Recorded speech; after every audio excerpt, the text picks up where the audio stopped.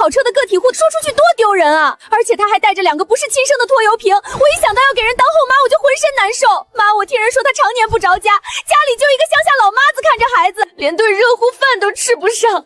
那种地方吃不饱穿不暖，我绝对不去受这个罪。思思乖，不哭不哭，妈的心肝宝贝，妈怎么舍得让你去那种地方受委屈？那贺言就是个糙汉子，哪里配得上咱们家娇滴滴的思思？可是这门亲事是爷爷当年死活定下的，如果不履行，别人会戳我们林家脊梁骨的。姐姐她从小在乡下长大，吃了10几年苦，身子骨结实，什么粗活重活都能干。那种简陋的地方，她肯定能适应的。她连猪都能喂，给人当个后妈洗洗衣服算什么？不像我，从小没吃过苦，去了只会给贺家添乱。婉星啊，你看，你妹妹从小娇生惯养，身子骨弱，还有低血糖，那种地方她真受不住。所以呢，妈的意思是，让你替思思去。妈知道这对不起你。可是这门亲事定死了，总得有人嫁过去。你从小就比思思懂事儿，能吃苦。那个贺言虽然是个2婚，还带俩华，但好歹在南方倒腾点小买卖，手里应该有几个些小钱。你嫁过去，好歹能吃顿饱饭不是？行了，有什么好委屈的？你刚被我们接回城里，吃穿用度哪样不要钱？我们把你生下来，现在又把你接回城里享福，你就得替家里分忧。贺家那边急着要人照顾孩子，这事儿就这么定了，你不嫁也得嫁。果然如此。穿越过来这3天，我早就看清了这家人的嘴脸。在他们眼里，我这个流落在外、吃了18年苦的亲生女儿，不过是个可以随时牺牲的物件罢了。这里有100块钱，你路上用。到了那边，要是实在苦，就给家里写信。好啊。18年的生育之恩，加上今天替你们的宝贝林思思跳火坑，打包成100块。行，这笔账从今天起两清。你这丫头怎么说话的？字面意思，从今往后，我是死是活，跟林家再无半点瓜葛。你们最好祈祷，以后千万别来求。去给31岁的男人当后妈，正好。前世我白手起家创立高定品牌，什么大风大浪没见过。我比谁都清楚，这个叫贺言的男人根本不是什么普通的个体户，而是未来制霸整个南方小商品和服装批发市场的初代商业巨头。我不需要什么可笑的爱情，我只需要一个不用看人脸色，没人管我的独立空间。只要稳住那2个孩子，我就能在这个百废待兴的80年代，重新支起我的裁缝台。哎呦，瞧见没？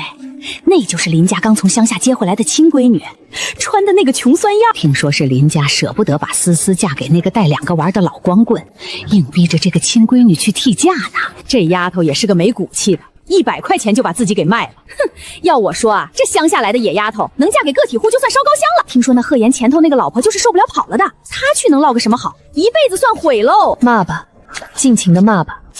在这个年代，弱者的眼泪最不值钱，能堵住悠悠众口的只有绝对的实力。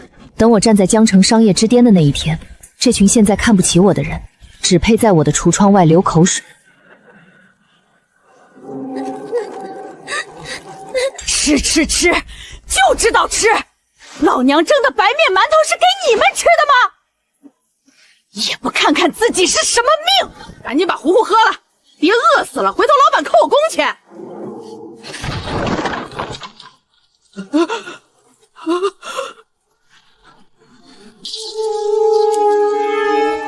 死啊！谁家不长眼的？你是谁？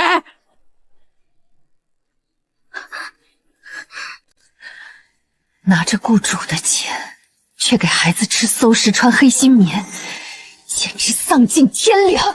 哎呦，我当是谁呢？原来是替嫁过来的新太太呀！刚进门就踹门，是想给贺家立威呀？我可丑话说在前头，贺老板成天在外忙生意，这个家我说了算。你既然是来当后妈的，就别端架子，赶紧去把厨房里的脏碗洗了。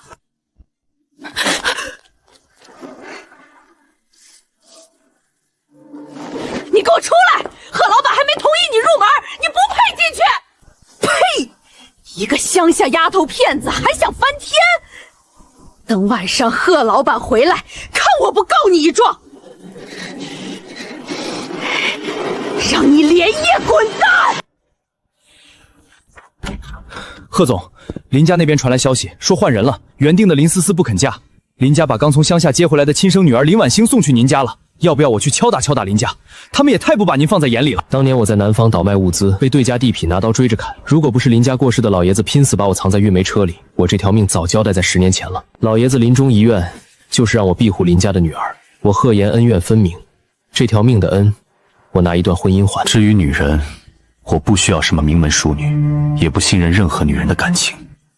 我娶林家女儿只为报恩，同时需要一个合法的贺太太当挡箭牌，省得外面那些为了利益的女人天天往我身上扑。只要这个林婉欣安分守己，好好照顾雨哥和瑶瑶，我保她一辈子荣华富贵。但如果她跟别人一样心思恶毒，贪得无厌，走吧，回别墅去会会我这位新太太。贺老板啊，你可算回来了，你可得给我们娘俩做主啊！林家送来的那个新媳妇儿简直是个活脱脱的母老虎，她一进门就踹门，不仅不干活，还把雨哥和瑶瑶吓得躲在屋里不敢出来。她甚至还骂我，我受点委屈没啥，可我心疼2个孩子呀。他人呢？在楼上摆阔太太的谱呢。你就是林婉欣。胡婶说你进门就闹事。贺老板，兼听则明，偏听则暗。在商场上叱咤风云的贺总，难道连这种辨别是非的能力都没有吗？贺宇、贺阳，出来！哎呦，你想对孩子干什么？快把剪刀放下！别动！你疯了！老板，你快看啊！你在干什么？贺老板，你急什么？看看从你儿子衣服里掉出来的是什么东西？黑心棉，这件外套的表层是最廉价的工业化纤布，不透气，穿在孩子身上极易起静电和红疹。里面的填充物是回收的工业废弃烂棉花，不仅不能保暖，长期吸入还会导致严重的呼吸道感染。你女儿手腕上的褶子就是这件衣服抹出来的。据我所知，贺老板每个月给你80块钱伙食费，入秋前还专门托外贸史行的朋友买了10尺30块钱一纸的进口细棉布和上好的新疆棉花，让你给孩子做冬衣。这件黑心棉外套的成本撑死了不到2块钱。胡婶儿，剩下的钱和那些进口细门布都去哪儿了？我没有，你血口喷人，老板，我是被冤枉的。如果我没猜错，那10尺进口细斑布现在应该已经穿在了胡首那位18岁的宝贝侄女身上了吧？小李，在，贺总，去镇上叫人，告诉孙千长，有人涉嫌职务侵占、盗窃雇主财物，涉案金额巨大。是。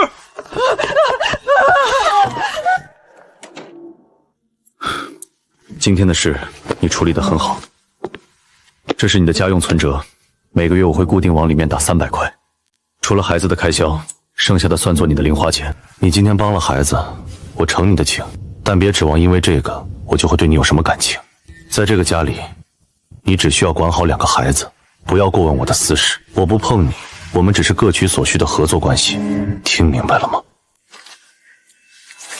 贺老板是个痛快人，我不图你的人，只图你的钱。那以后合作愉快。合作愉快。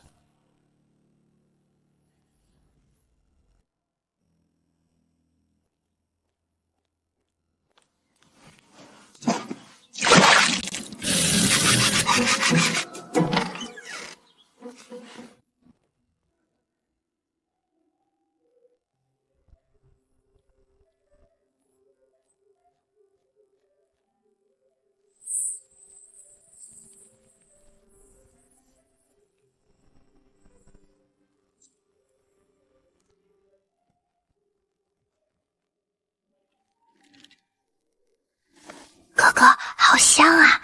那个新来的女人在做好吃的。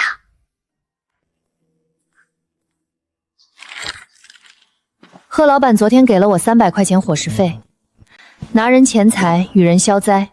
我既然收了钱，这顿饭就是我分内的工作，吃不吃你们自己决定。不许吃！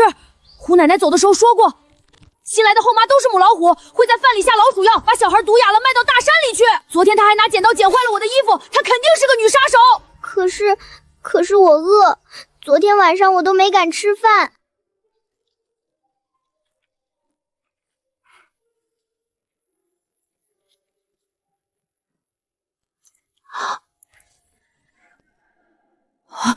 瑶瑶，快吃，没毒。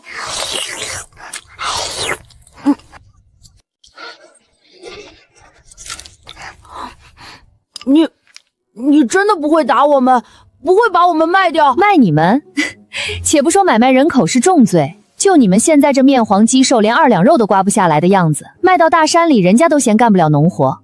我真要卖，也得先把你们养胖点儿，才能卖个好价钱吧。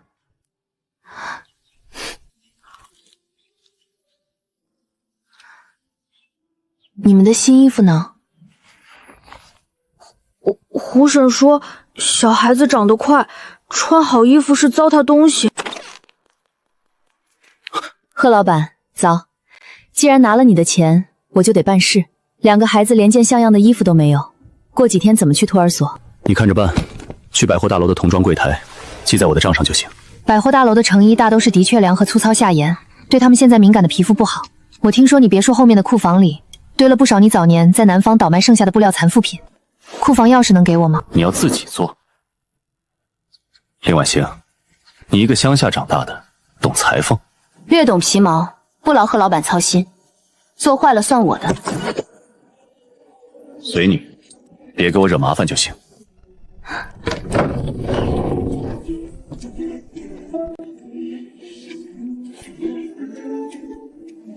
贺岩果然是初代党户，这些废料在别人手里是垃圾，在我手里就是宝贝。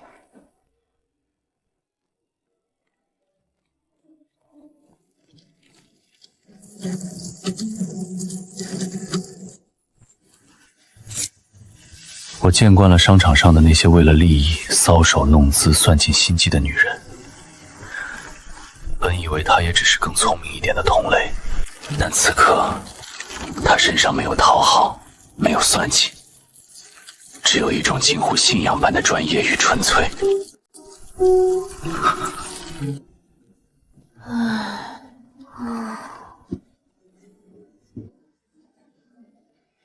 愣着干什么？换上试试。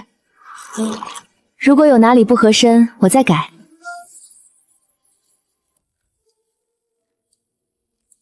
谢谢。不用谢，贺老板付过钱了。走吧，去洗手吃早饭。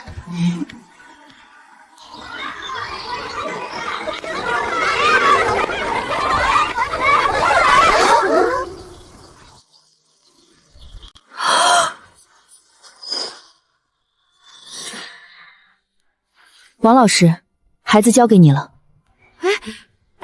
好嘞，贺太太您慢走。贺宇，还不快给胖胖道歉！不道歉，是他先扯坏我妹妹的裙子。哎呦喂，反了天了！你那个乡下后妈呢？让她给我儿子道歉，不然我让我老公断了贺岩百货大楼的进券购约。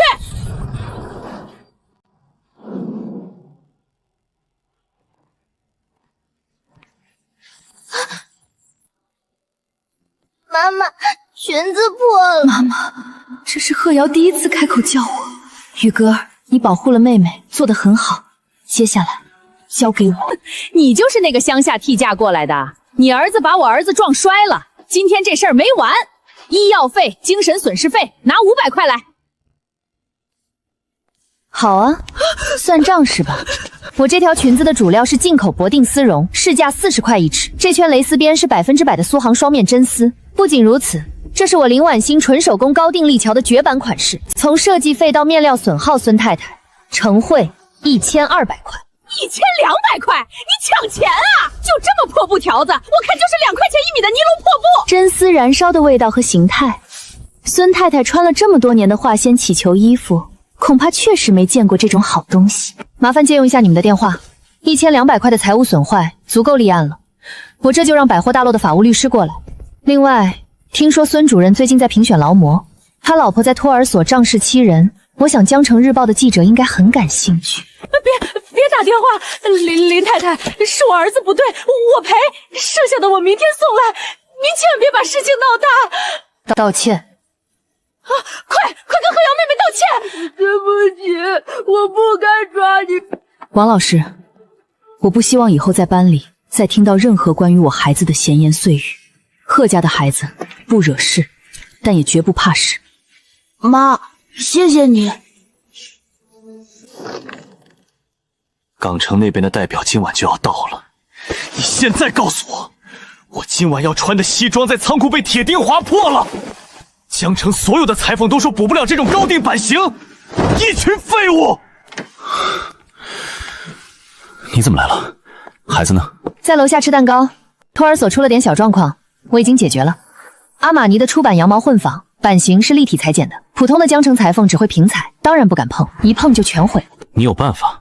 这件衣服价值2000块，补不了，但可以在原有的破损处进行结构重组，改成收腰的意式改良版型，化腐朽为神奇。距离你晚上的饭局还有3个小时，我能搞定。站起来，把衬衫脱了，我需要重新量你上半身的精确数据。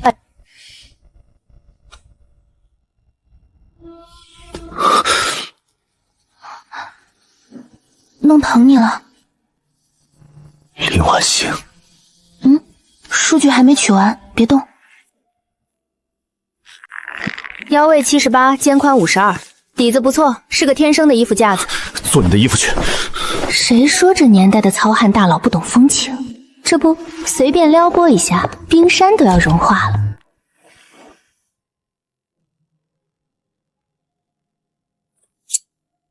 普通裁缝看到这道口子只会想着怎么补，而顶级裁缝看到的是打破重组的机会。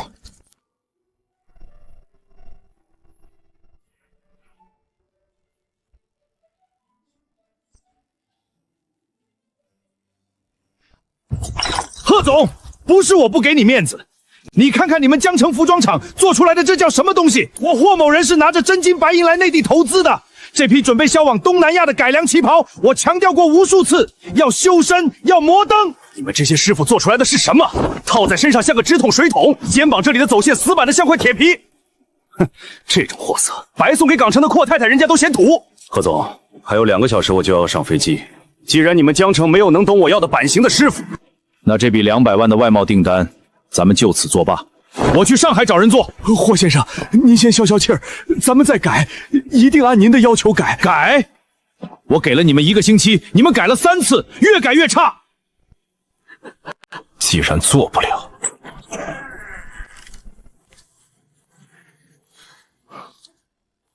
贺老板，衣服改好了。你是什么人？怎么会在贺总的办公室？贺言，你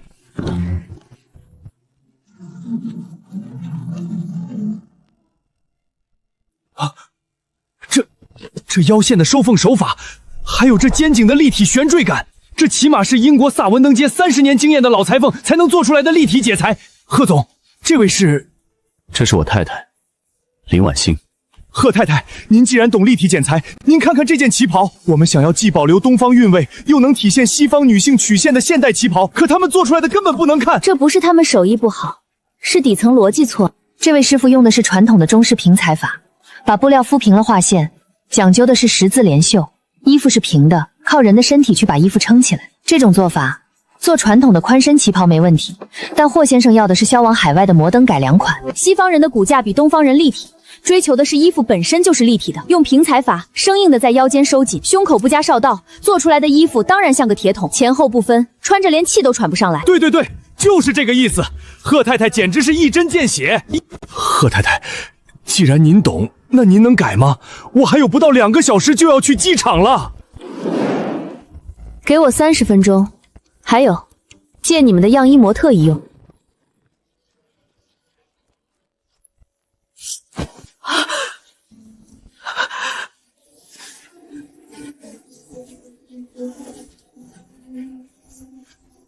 胸口这里必须加入法式胸绳，把多余的布料吃掉，才能托起胸部分曲线。后背的腰线不能一刀切，要沿着脊椎的生理弯曲做2道弧形分割线。肩膀的连袖剪断，做成装袖，抬高肩点，改善头肩。那个被林家嫌弃、被当成货物一样送来替嫁的女人，那个说我只要一张裁缝台的女人，她身上到底还藏着多少秘密？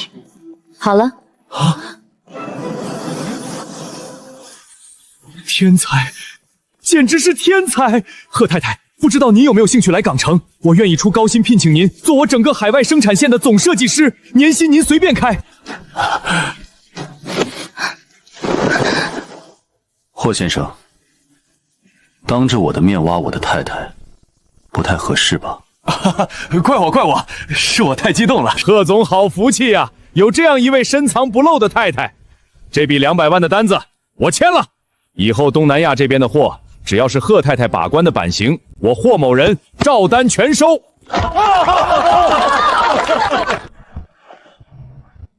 贺老板，戏演完了，你的200万订单也保住了，你可以放开了。李婉星，你到底是什么人？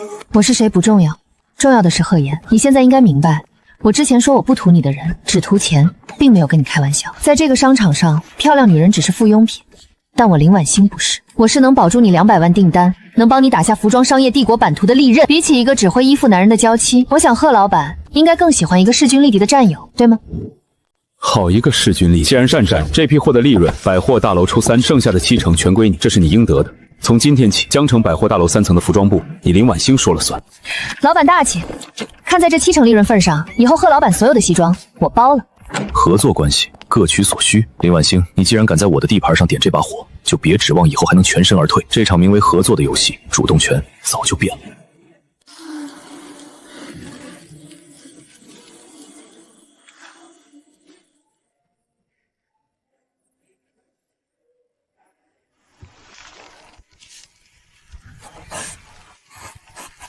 还没睡？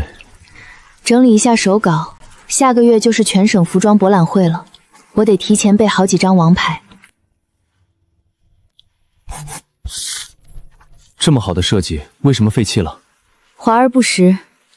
这个旧稿子只顾着追求收腰效果，导致肩颈到后背的受力线彻底算错了，这是一种致命的结构缺陷。如果用高档真丝或者重工面料，只要模特做一个转身，肩背的布料就会瞬间崩裂。留在这里当反面教反，提醒自己做设计绝对不能只看表象。你怎么了？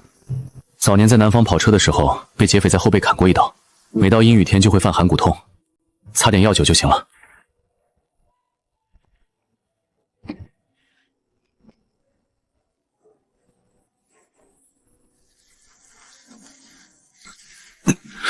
我来吧。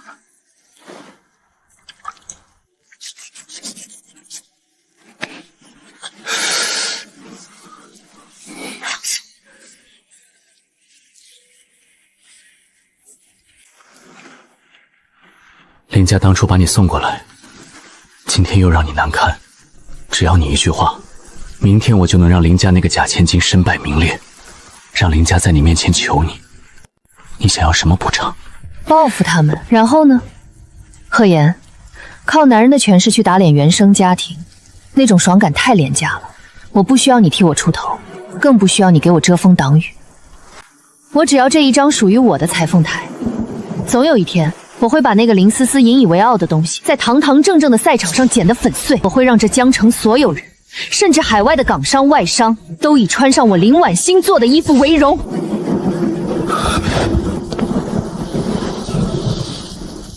这张裁缝台，我给你守着；这江城的天，我也给你撑着。你只管去赢。如果累了，回头看看，你的背后有我。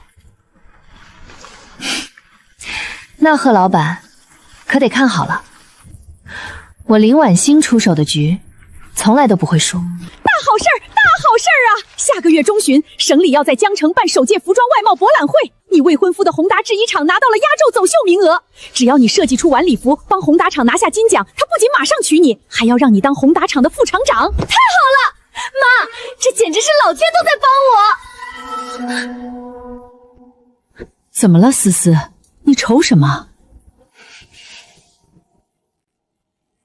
那个乡下土包子，上次我无意中瞥见一眼，那图纸上的裙子漂亮的连我都没见过。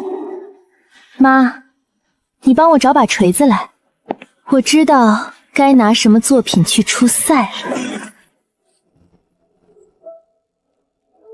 肩部的吃唱一定要均匀，这里的袖衫弧度决定了整件衣服抬手时的舒适度。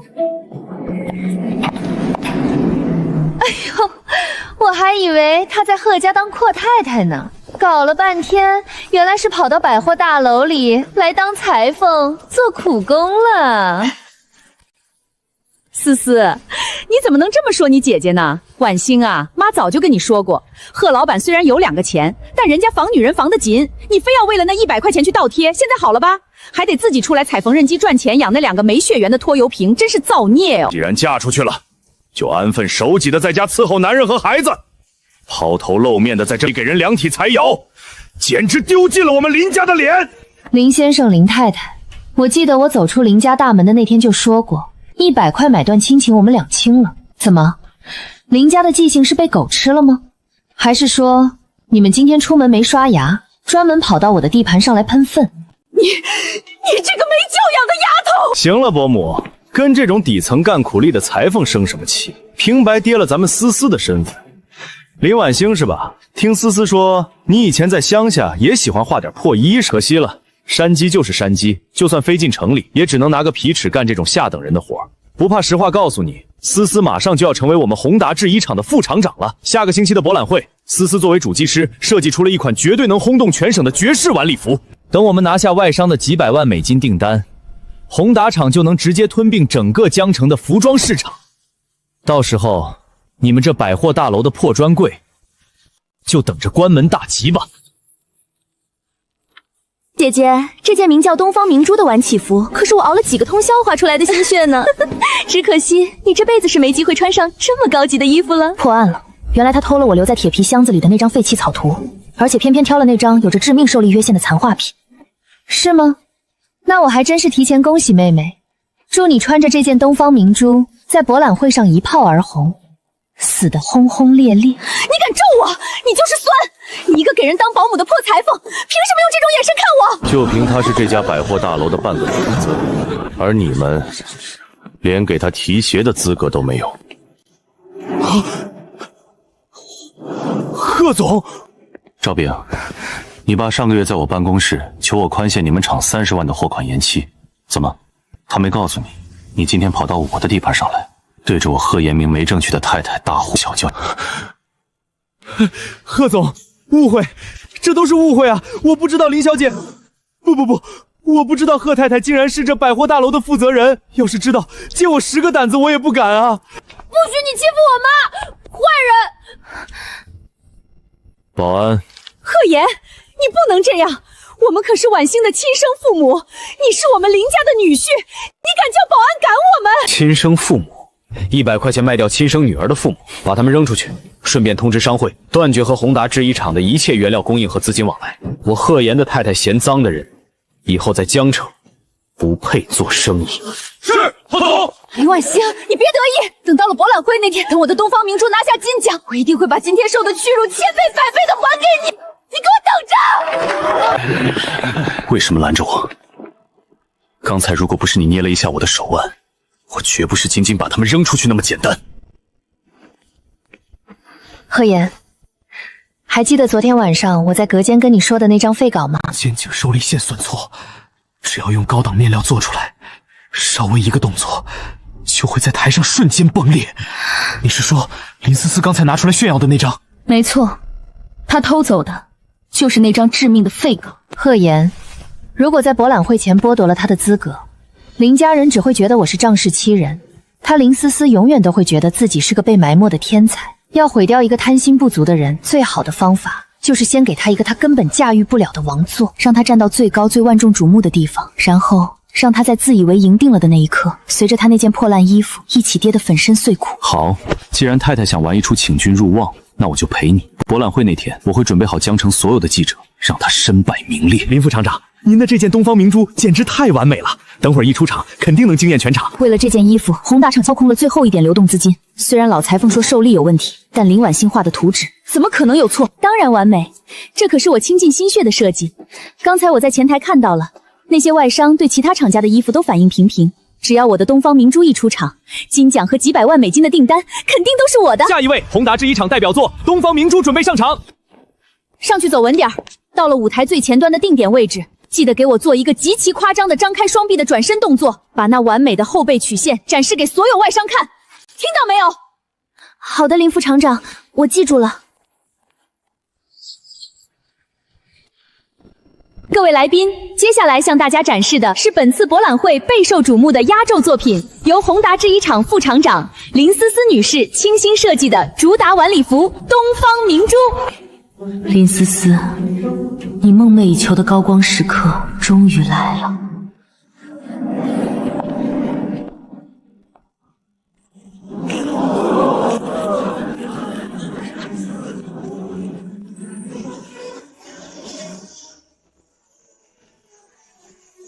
Beautiful， 这件衣服的设计理念非常超前，这完全达到了巴黎时装周的高定水准。这种凌厉的线条处理，怎么和贺太太的风格这么像？老头子，你听见了吗？别人都夸咱们思思呢，这可是我女儿，亲女儿，她马上就要拿金奖当副厂长了。林婉欣，你就算攀上了贺妍又怎么样？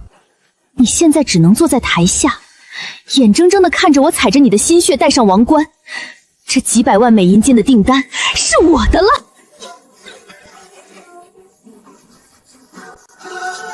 转，快转啊！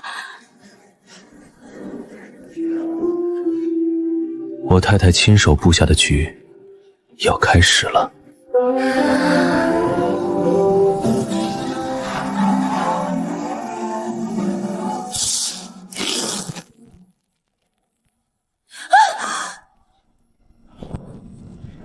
Oh my God！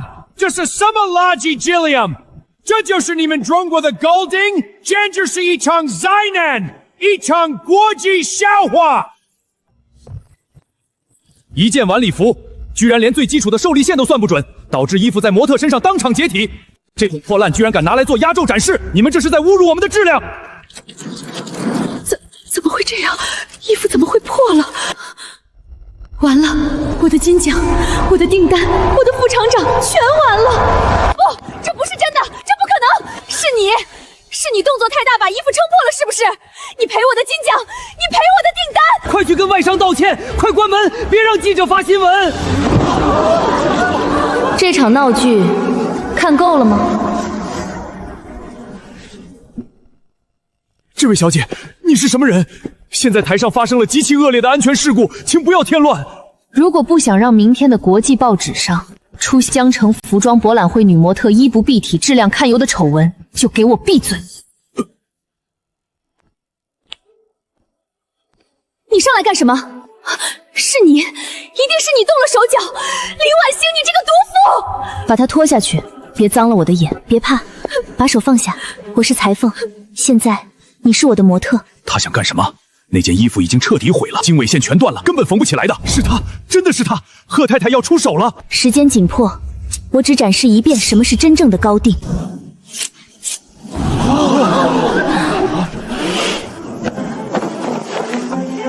没有画粉和直子，全凭手感。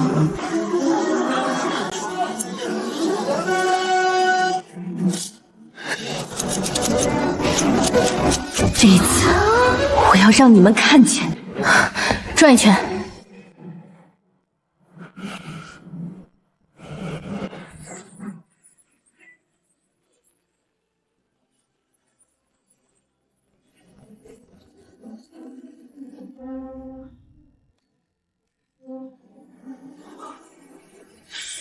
这才是艺术，这才是真正的高级定制。这件衣服我要了，不管多少钱，5万、10万，我当场签单，我们公司也要。这种设计水平足以横扫欧洲市场。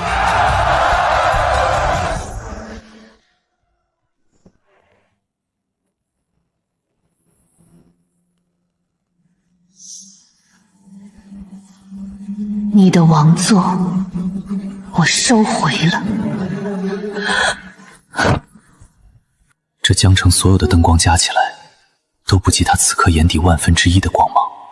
去，通知大队和报社记者，宏达制衣厂涉嫌极其恶劣的商业盗窃，林思思是主犯，把证据交上去，我要看到他进去。是，贺总。好戏该散场了，而你，林婉欣。贺太太，5万一件样衣，我们订1000件，我们出6万，只要贺太太您亲手把关版型。各位，我的设计不走低端量款，所有订单必须交于江城百货大楼的独家代工厂制作。第一批外贸单限量500件，价高者得。怎么回事？他们怎么来了？收网了，出去看看你的战利品吧。当然。同志，误会啊，我什么都没干。放开我！你们凭什么抓我？我是宏达厂的副厂长，我马上就要拿金奖了。林思思、赵炳，我们接到10名举报，并掌握了确凿证据，你们涉嫌商业机密盗窃、巨额商业诈骗，现在依法对你们进行拘留。证据？什么证据？你们这是诬陷！要证据是吗？同志，这就是被盗到的原始设计草条复印件，而在那张草图右下角被修改过的繁复花纹里，隐藏着我林婉欣独创的星字微雕暗记。不仅如此，这份设计稿有着极其明显的肩颈受力线错误，如果是原设计师，绝对不会把这种半成品拿来做重工晚礼服。林思思连最基本的承重结构都不懂，照猫画虎，导致衣服当场崩裂。盗窃商业机密罪，加上企图利用假设计骗取外商数百美元的诈骗未遂罪，够他在里面踩10年缝纫机了。证据确凿，带走。不，林婉欣，你是故意的，你故意把那张图纸留在那里的，对不对？你这个恶毒的贱人，你害我！是我故意的又怎样？林思思，我给过你机会的。如果你不偷那张图，你今天最多是个笑话。但你贪心不足，想踩着我爬上王座。现在，你就带着你那可笑的傲气，进去好好反省吧。贺太太，这出戏满意了吗？还差最后一点收尾工作，不过今天我累了。贺言，你干什么？放我下来！这可是在大庭广众之下。我贺言抱自己的太太，谁敢说半个不？一段关于顶级裁缝和商业霸主的传奇，正式拉开帷幕。3天后，江城下起极其阴冷的大暴雨，宏达厂被查封，赵家破产。如果嫌吵，我让小李带几个人把他们扔到江城郊区去，保证他们这辈子都不到你面前。扔了多可惜，慢慢来，才能让他们记一辈子。我亲自去解决。婉欣啊，你开门啊！妈知道错了。婉欣，我是你爸呀，你不能看着我们流落街头啊！贺老板那么有钱，你借我们10万块钱。让我们把思思捞出来吧，算爸求你了。可见我们了，你快让贺老板去疏通关系，思思不能进去啊！疏通关系？林太太，你是觉得是贺言开的，还是觉得我林婉欣有病，要花钱去救一个偷我图纸、企图毁掉我事业的人？你怎么能这么绝情？她可是你妹妹啊！我们养了你18年，你身上流着林家的血，你不能见死不救啊！又来这一套。这100块钱，我现在还给你们。当初你们用100块钱买断了18年的血缘亲情，现在这100块钱就当是我施舍给你们买个破碗，去天桥底下要饭用的。从今往后，江城再无林家。如果有谁再敢打着我林婉欣或者贺言的旗号招摇撞骗，我保证，林思思的今天就是你们的明天。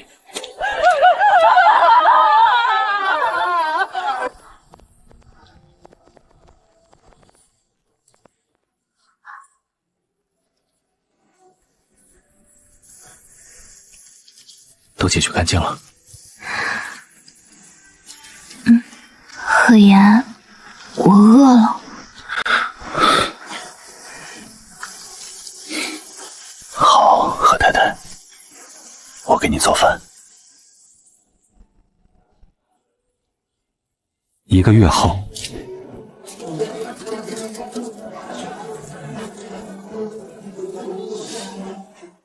贺太太，恭喜啊！第一批货在海外反响极其热烈，欧洲那边的经销商看了您的版型，全都疯了，催着我们下个月再加订1000件呢。合作共赢罢了，霍先生客气了。贺太太，请问您能解释一下您的身世吗？有知情人爆料，您其实是前不久因为诈骗进去的宏达厂副厂长林思思的亲姐姐，而且您当初嫁给贺总，其实是被林家逼迫替嫁的。有人说您是为了贺了贪图贺家的财产，利用贺总当做您事业的垫脚石。对这件事您怎么看？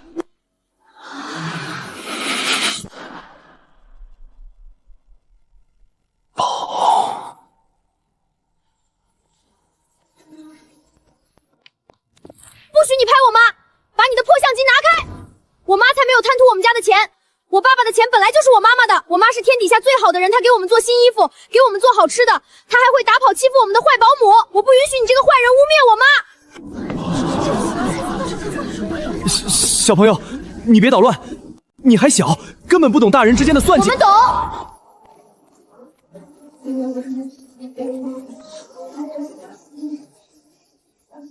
我妈妈不是垫脚石，她是最厉害的设计师。我身上的裙子，哥哥身上的西装，还有今天所有的漂亮衣服，都是我妈妈一针一线做出来的。我妈妈是全天下最厉害、最漂亮的妈妈，谁敢说我妈妈的坏话，就是我们贺家最大的敌人。保安，这位记者朋友似乎对我们贺家的家事很感兴趣，带他去安保室，好好查查他背后的报社是哪家。是，贺总。妈妈，你别怕，宇哥保护你。妈妈不哭，摇摇呼呼。妈妈不怕，妈妈有你们，什么都不怕。我贺言这辈子在刀尖上舔血，从不信命，但我现在无比感谢林家那个可笑的替价算计，把这个世界上最好、最耀眼的女人送到了我的身边。累了吗？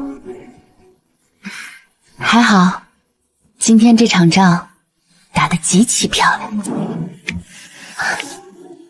庆功宴结束了，但属于你我的庆祝才刚刚开始。走，带你去个地方。去哪儿？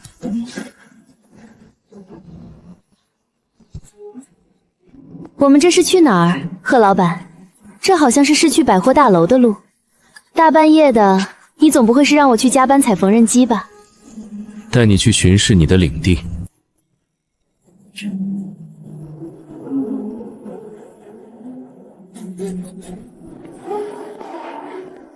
冷吗？不冷。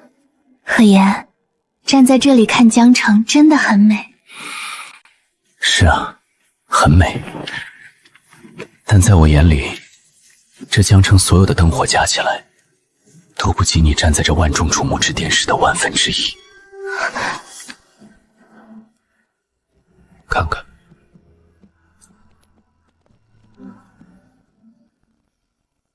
贺言，你疯了！百货大楼一半的绝对控股权，他在江城、南方沿海地区所有的车队、仓库、地契，甚至法定母亲一栏填上了林婉欣的名字，把身家毫无保留的全部交到了他的手里。我没疯，我从来没有像现在这一刻这么清醒过。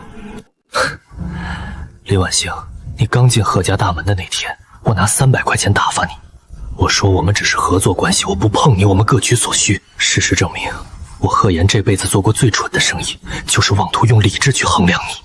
我这辈子在刀尖上舔血，背叛和算计见得太多，我从来不相信任何人。可是那个深夜，当你用那双拿惯了金剪刀的手，毫不避讳地按在我狰狞的旧伤疤上，替我推拿寒气的时候，当你在托儿所像护犊子一样把宇哥和瑶瑶护在身后的时候，当你在博览会上用一把剪刀化腐朽为神奇，将那群外商打败的时候，林婉欣，我的那道防线早就被你剪得粉碎了。你说你不需要我给你遮风挡雨，你只要一张属于你的裁缝台。婉欣，我现在想要的是这张裁缝台的主人。我不懂什么浪漫，我也不会说什么豪言话碎。这江城的半壁江山，我贺言是你的。林婉欣，规矩我破了，只有丈夫。贺言，你知道把全部身家交给一个唯利是图的女商人是什么下场吗？这江城的钱那么好赚，要是有一天我卷款跑了，你可就一无所有了。跑？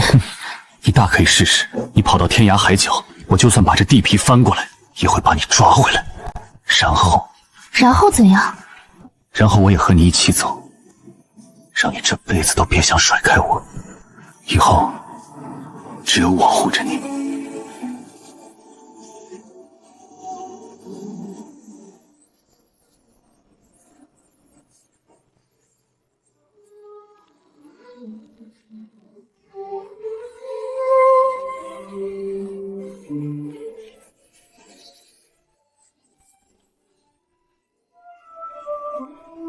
忙了多久了？贺太太，省商业局的表彰大会马上就要开始了，你这位江城首富还不打算放下剪刀去领奖吗？我林婉欣的男人衣服还没试完呢。